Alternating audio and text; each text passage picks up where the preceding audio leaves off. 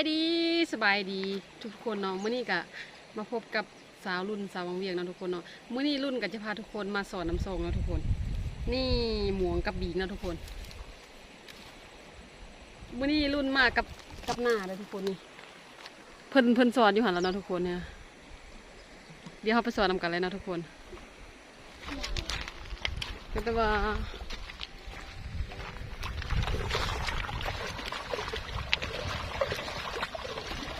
ปูนโอ้เปล่าๆตัวเยอะละเนาะไปสอนอีก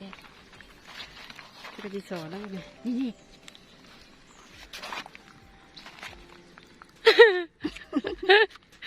หนาวันนึงเอาข้าวม้วงมาไหลมันเยอะขึ้นนะเนาะนี่เดี๋ยวตัวหนึ่งล่ะมันก็จะสอนตรงนี้โอ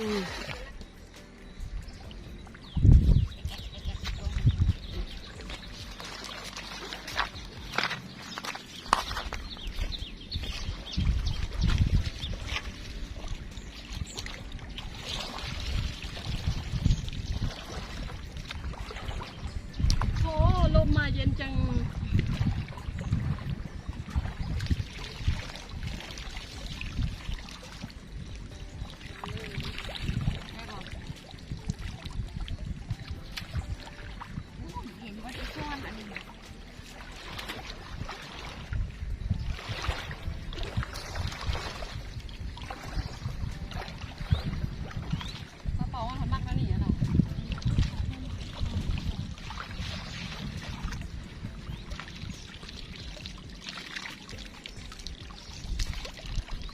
บนทันน่ะเอาลองอันนั้นทันน่ะตัวนี้เอาตัวเป้า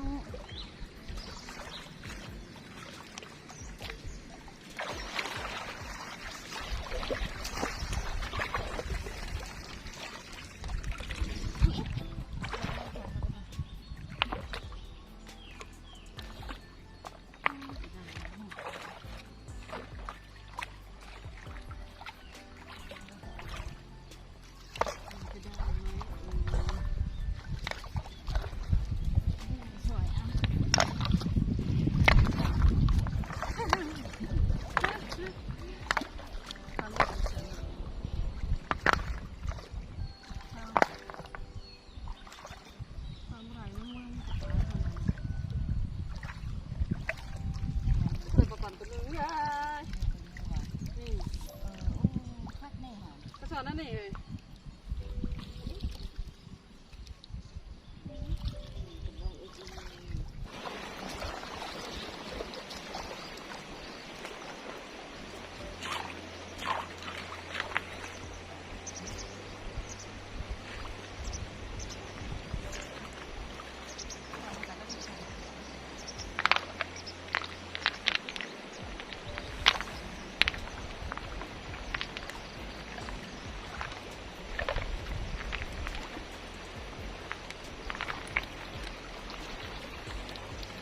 ได้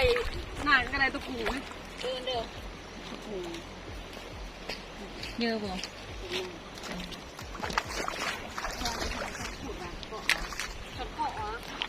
ก็เอาวะ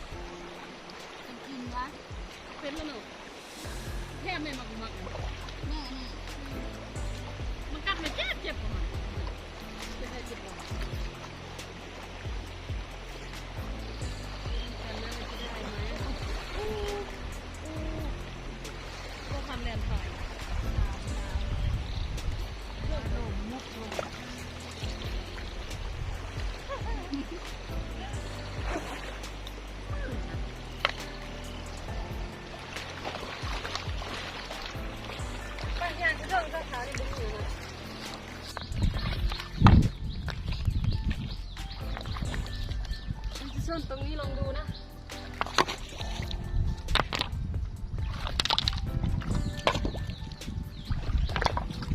ได้เลิกกัน ดีๆนะที่นี่มันดีๆคือมันเคาะมาเซิร์ฟ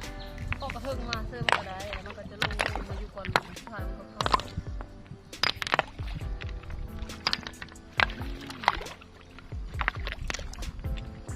แล้วมันมีตัวปลาอะไรนะ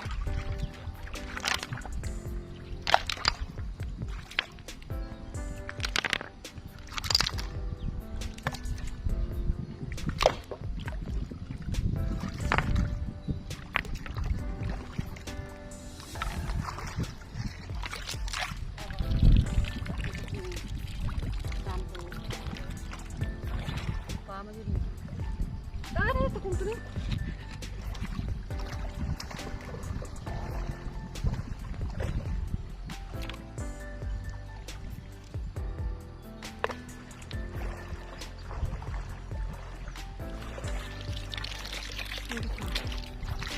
ไหนชนะว้า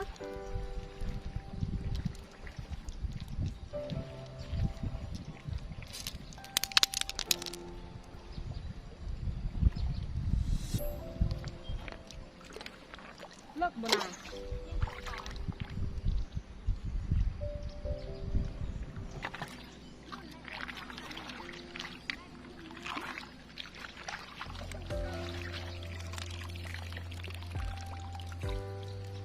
ในตะกุ่มนะทุกคนนี่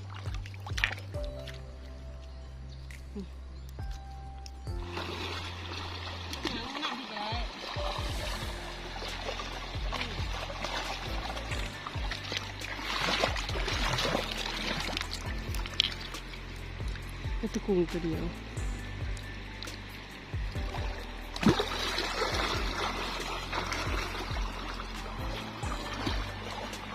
ถ้าตอนก้อนลมกีเนาะ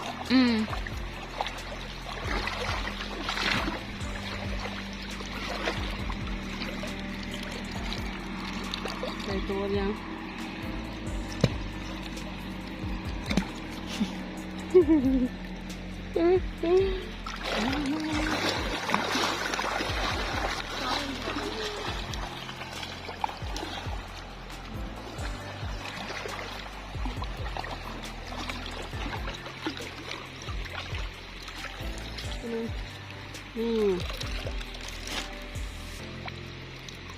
ในต้นเหนียวแล้วทุกคนนี่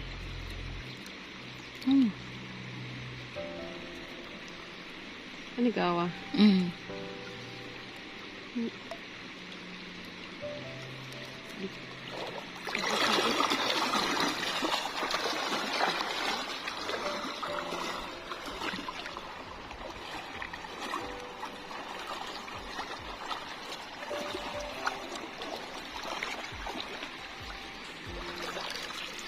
อย่างนี้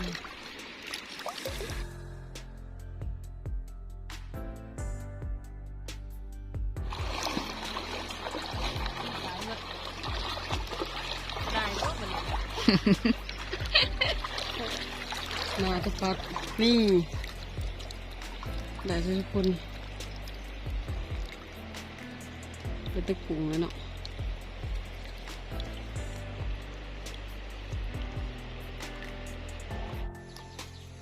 นี่ทุกคน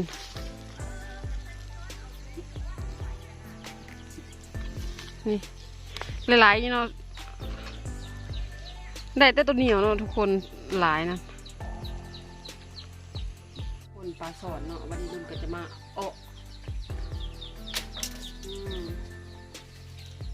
เบิ่งกันว่าอะไรหรอนี่ทุกคนหลายอยู่เนาะ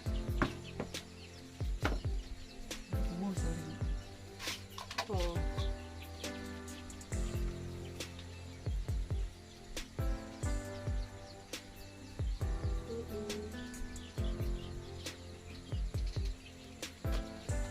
กินข้าวสวยนะทุกคนวันนี้ทุกคนเกลือใส่เนาะ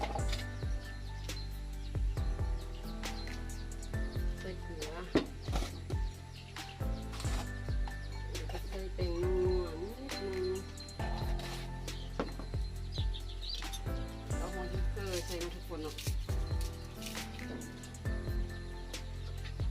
จะเอาตัว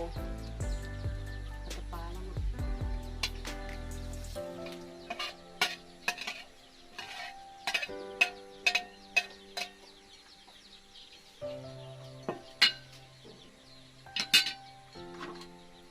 ลงไว้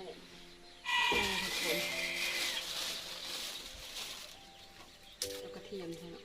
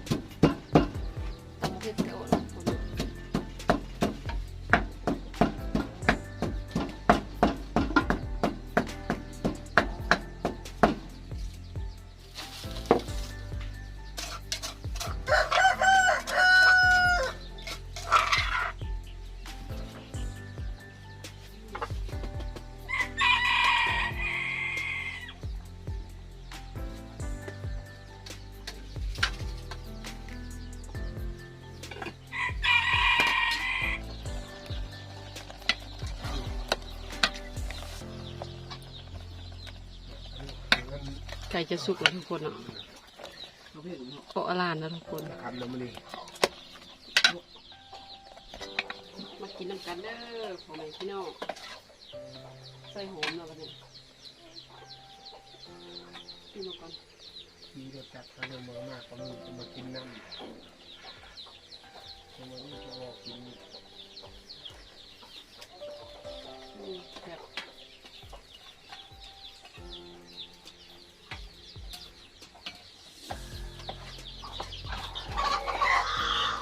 ทำมาแคบนึงคือข้อใจหน่อยไม่เห็นจะกิน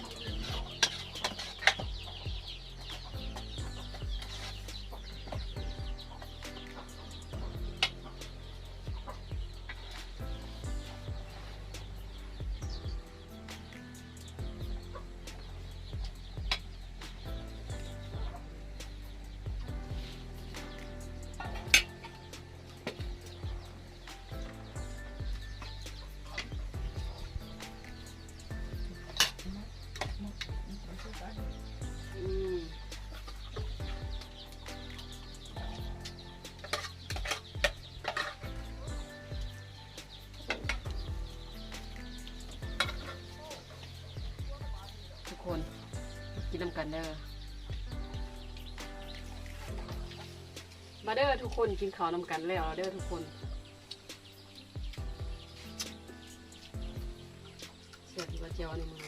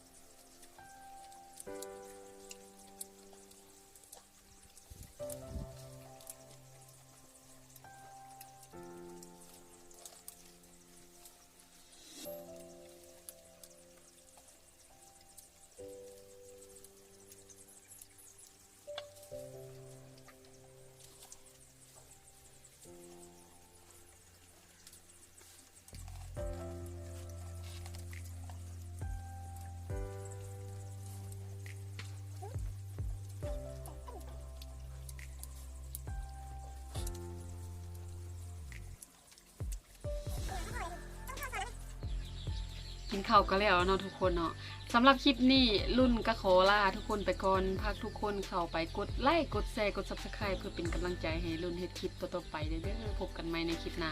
บ๊ายบาย